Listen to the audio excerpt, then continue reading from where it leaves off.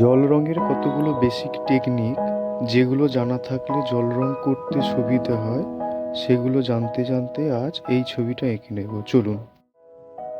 জল রং করার জন্য ভালো পেপারের প্রয়োজন। আমরা যেহেতু বেসিক করছি, তাই আমাদের ক্ষেত্রে মোটামুটি একটা আর্ট পেপার বা কাটিস পেপার দিয়ে শুরু করলেই হবে। প্রথমে পেপারটাকে ভালো করে স্প্রে দিয়ে বা তুলি দিয়ে ভিজিয়ে নেওয়ার পর তারপরে আমি ব্যাকগ্রাউন্ডটাতে কালার শুরু করছি। যেহেতু আমার এই ছবিটা সন্ধ্যার সময়কার ছবি, অর্থাৎ সূর্য অস্ত যাচ্ছে এরকম সময়কার ছবি, তাই আমার এই ছবিটাতে মূলত হলুদ, রেডের বিভিন্ন কালার এবং হালকা ব্ল্যাক, আমি একদম প্রপার ব্ল্যাক কালারটা ব্যবহার করছি না, গ্রে বলে একটা কালার পাওয়া যায় সেইটা ব্যবহার করছি। তো এই কালারগুলো দিয়ে মূলত আমার এই ছবিটা হবে। সব ছবির ক্ষেত্রে কেবলমাত্র যে এই কয়েকটি কালার ব্যবহার হবে এমনটা নয়, কিন্তু আমার এই ছবিটা পার্টিকুলারলি যেহেতু সন্ধ্যা সময়কার ছবি, তো সেই কারণে মূলত এই কয়েকটি কালারই আমি ব্যবহার করব। যে কোনো ছবির ক্ষেত্রে তার ড্রয়িংটা গুরুত্বপূর্ণ। ড্রয়িং সুন্দর এবং প্রপার না হলে ছবিতে কালার যতই ভালো করে চাপানো হোক না কেন, ছবি তো সুন্দর হবে না। তো এই ছবির ক্ষেত্রে আমি ড্রয়িংটা এখানে রাখছি না, ড্রয়িংয়ের ভিডিওটা আলাদা করে, কারণ ভিডিওটা তাহলে অনেকটা বড় হয়ে যাবে। আমি কেবলমাত্র কালার দিয়েই শুরু করছি। আমরা যারা ওয়াটার কালারের জন্য এই ভিডিওটা দেখছি বা ওয়াটার কালার করতে চাইছি, তো আমাদের নিঃসন্দেহে প্যাস্টেল কালার বা মোম রং যেটাকে বলি আমরা, সেটা আমরা অলরেডি আগে শিখে নিয়েছি।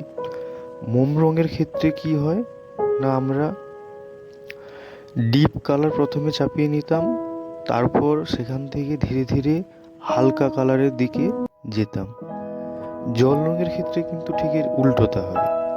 আগে হালকা রং থেকে তারপরে আমরা ডিপ রঙের দিকে যাব।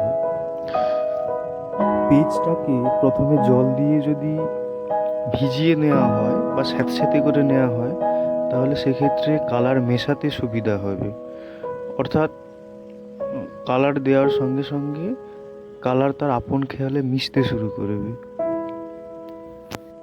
ছবি হচ্ছে 2D একটা মিডিয়াম। আমরা প্রকৃতিতে যাই দেখছি সব কিছুই 3D।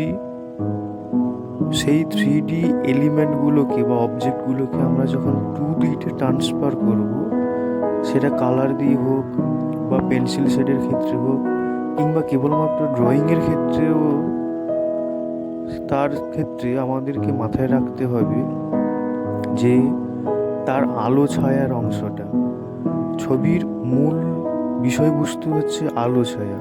আলো এবং ছায়ার অংশটা ঠিকঠাক করে প্রকাশ করতে পারলে তবে গিয়ে কিন্তু 2 ডাইমেনশনালে 3Dর একটা এফেক্ট তৈরি হবে এবং আমাদের ক্ষেত্রে সেইটা ফিল করতে সুবিধা হবে। কালার করার ক্ষেত্রেও আমাদেরকে মাথায় রাখতে হবে যে কমপক্ষে 3টে কালার টোন ছবিতে যেন থাকে। 3টের বেশি হতে পারে, কিন্তু 3টের কম যেন না হয়। 3টে কালার টোন হচ্ছে ডিপ টোন, মিডিল টোন এবং লাইট টোন। উল্টোটা বললাম, আমি যদি কালার চাপানোর দিক থেকে দেখতে যাই, তো প্রথমে আমাদেরকে লাইট টোন চাপাতে হবে, তারপরে মিডল টোন এবং তারপরে ডার্ক টোন। হচ্ছে ছবি আঁকার একটা মাধ্যম। এই জল রঙকে অনেকভাবে ব্যবহার করা যায়।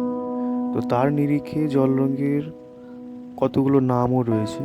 যেমন এই মুহূর্তে আমি যে ছবিটা আঁকছি, যে জল রঙের পদ্ধতিকে ব্যবহার করে, তার নাম হচ্ছে ট্রান্সপারেন্ট ওয়াটার কালার, যার বাংলা নাম হচ্ছে স্বচ্ছ জল রং।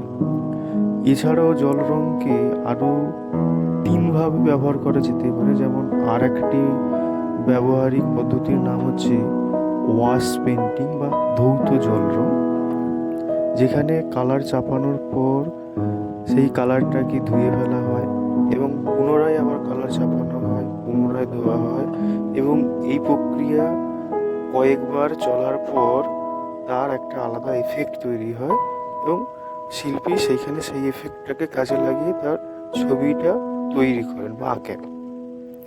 আরও একভাবে জল রঙকে ব্যবহার করা যায়, যেখানে জল রঙের সাদা এবং কালো এই দুটো রঙকে অন্যান্য কালারের সঙ্গে মিশিয়ে কালারটাকে মোটা মোটা আকারে চাপানো হয়। সেটা হচ্ছে ওপেক ওয়াটার কালার আমরা বলতে পারি, বা অস্বচ্ছ জল রং।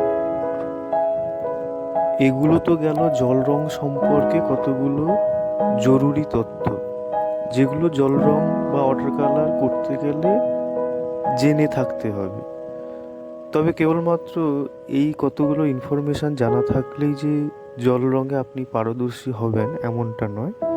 যে কোনো মিডিয়ামকে বা যে কোনো পদ্ধতিকে আপনার যদি আয়ত্ত করতে হয়, তো সেইটাকে রীতিমতো প্র্যাকটিস করতে হবে, রীতিমতো আপনাকে চর্চায় থাকতে হবে, তবে গিয়ে আপনি আপনার একটা জায়গা তৈরি করতে পারবেন।